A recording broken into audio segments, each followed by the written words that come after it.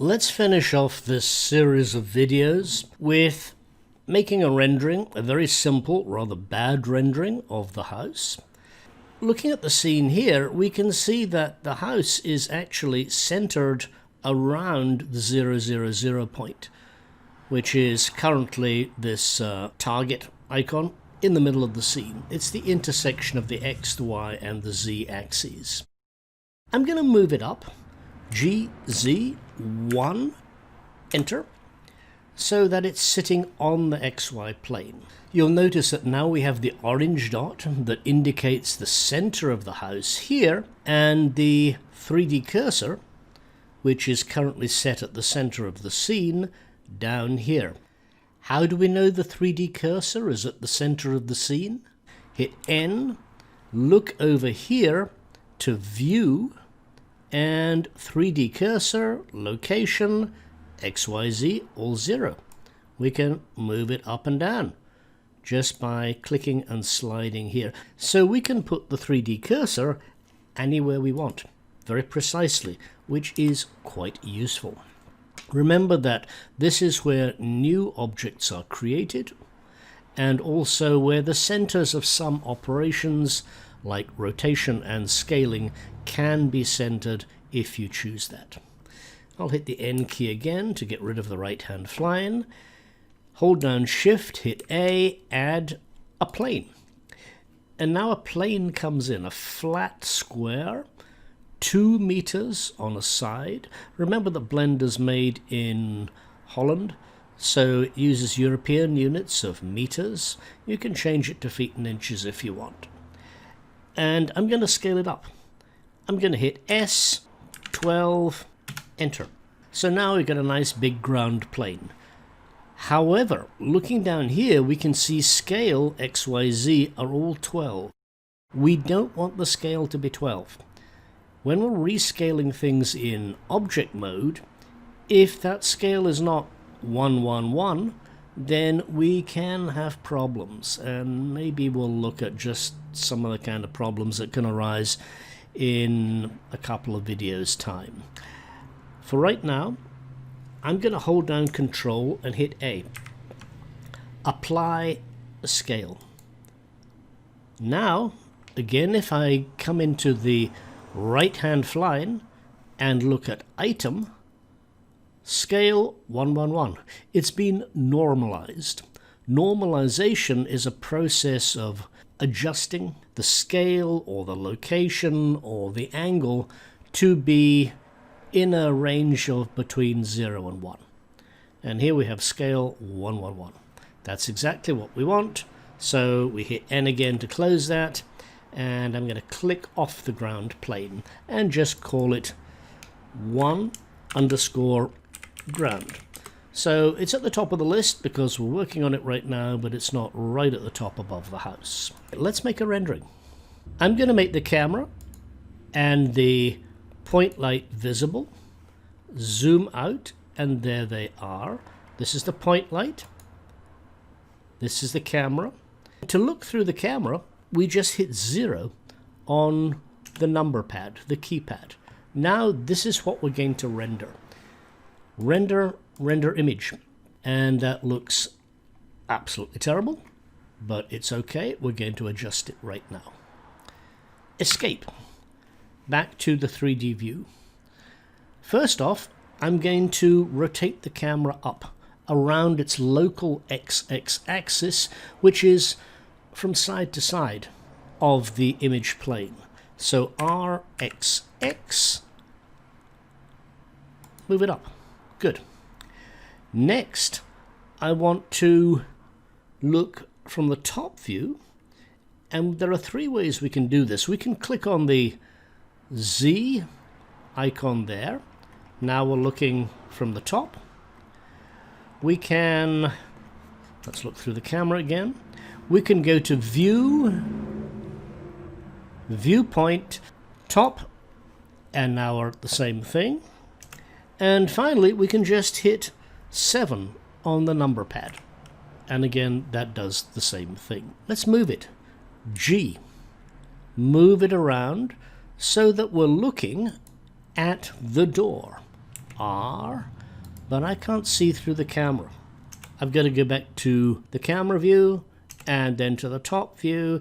If I don't want to do that, easy way around, right click, horizontal split, down here, keypad 0, up here, G, move that camera around.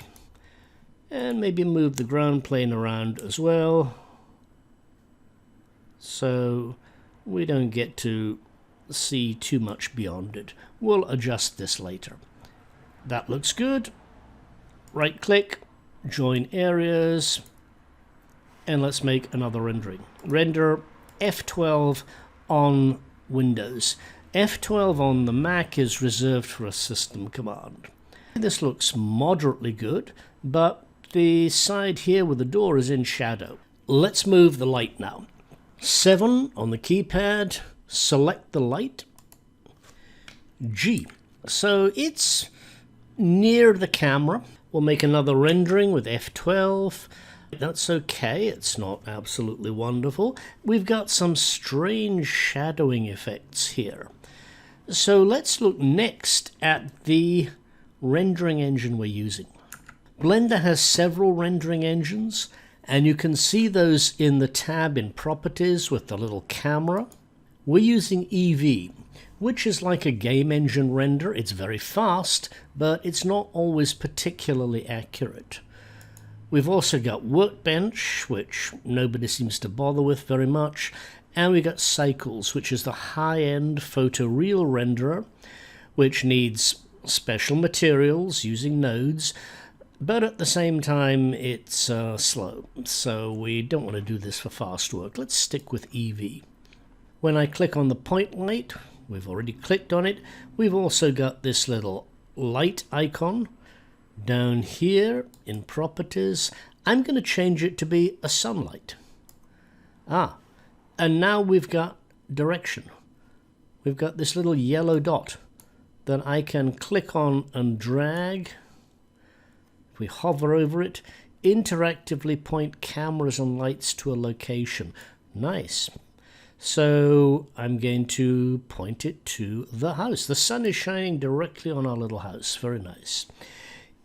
In the plan, that's okay. Let's look at it from another orthographic view. Let's make it the front view. Keypad 1. And actually it doesn't look too bad. Maybe pull it down a little bit and make another rendering. F12 in Windows. Whoa! Okay, this is what is known in photography as being blown out. Yeah, the sun is going nova in this rendering.